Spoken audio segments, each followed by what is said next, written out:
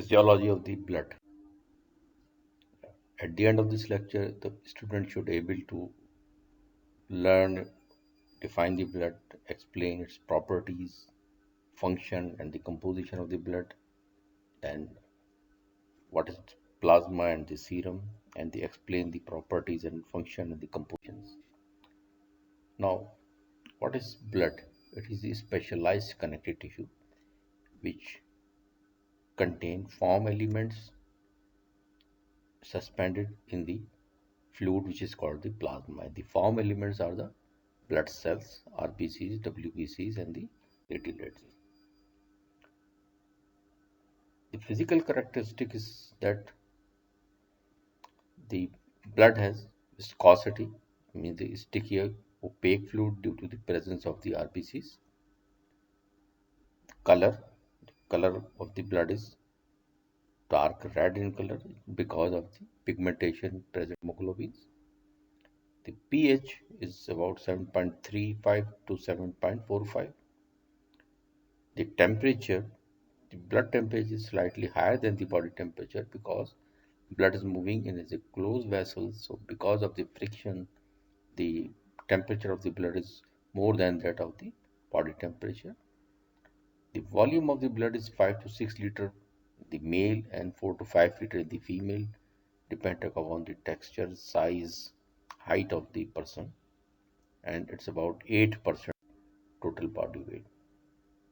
The amount of the blood varies with body size, changes in fluid concentration, changes in electrolyte concentration, and amount of the adipose tissue. Density or specific gravity, it is the weight of the blood compared to the water. The specific gravity of the blood is about 1.052 to 1.063 in males and 1.050 to 1.058 in female. And the osmolarity is that the 300 milliosmol or 0.3 osmol, and this is the concentration of the solute in the plasma.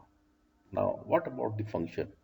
If you divide the function, we can divide the function into the three subheading like the transportation, regulation, and the protection. Now, distribution or transport, it transports the blood gases like oxygen and carbon dioxide, transport the nutrients, transport the metabolic waste, transport the hormones, transport the drugs when we give it to IV injections. Then it regulate the body temperature, maintain or regulate the pH of the blood because hemoglobin is a very powerful buffer.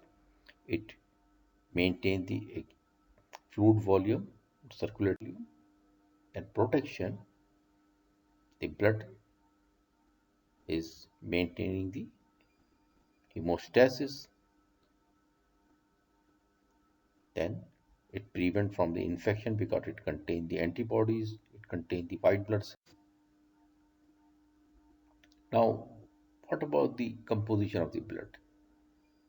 The liquid is 55% is solid or cells are 45%, and the solids 45% are erythrocyte, leukocytes, and the platelets.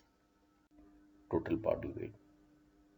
The amount of the blood varies with body size, changes in fluid concentration, changes in electrolyte concentration, and amount of the adipose tissue. Density or specific gravity, it is the weight of the blood compared to the water.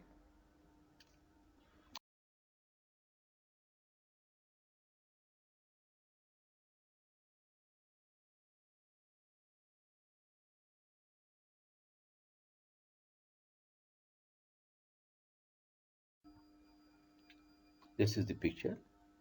When you see, this is the red color at the bottom of the test tube. These are the RBCs.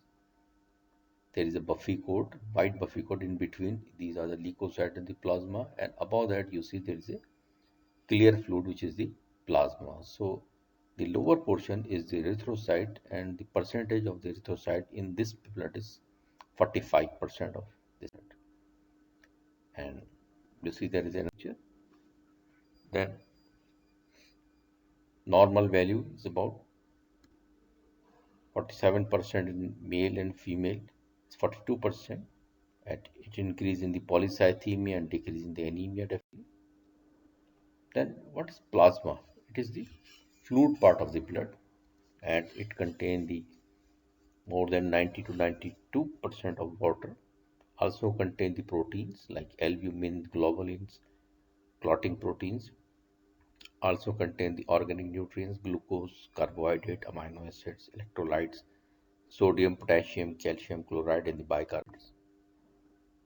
Then lactic acid, urea, and creatinine, oxygen and carbon dioxide. The plasma proteins are most commonly are the albumin and the globulin. The albumin is about 60%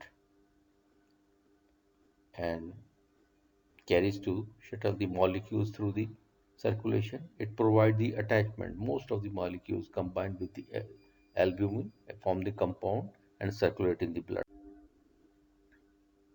It also responsible to maintain the osmotic pressure because the plasma proteins are negatively charged. Then globulins, about 36% of the plasma protein, and there are several types of the globulins like the alpha and the beta globulins, gamma globulins.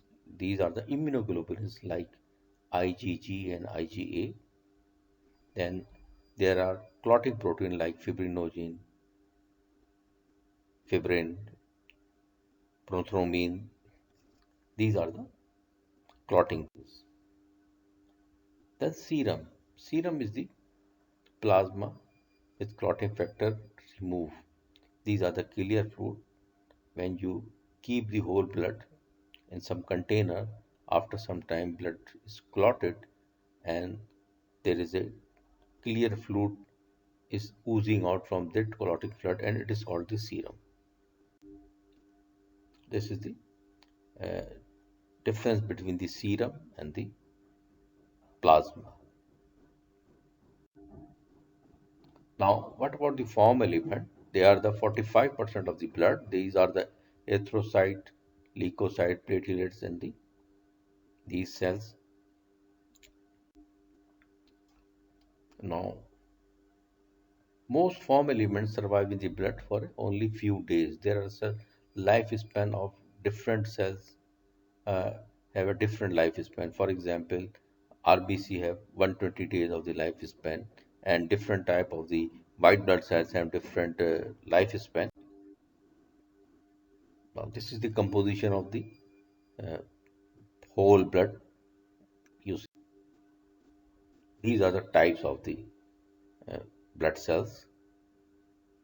White blood cells, they are divided into the granulocyte and the agranulocyte, and the granulocytes are the neutrophil, eosinophil, and the basophil, and the agranulocyte are the lymphocyte, monocytes. This is the complete picture of the constituent of the blood, form element, and the plasma. Form elements are the platelets, RBCs, and the WBCs, and then WBC is further divided into the lymphocytes, monocyte, basophil, eosinophil, and the neutrophil. And the plasma contain electrolyte, water, plasma protein, waste, nutrients, vitamin, hormones, gases. In gases, oxygen, carbon dioxide, and negligible amount of the nitrogen. And proteins are the albumin, globulin, and the fibrinogens. So thank you very much.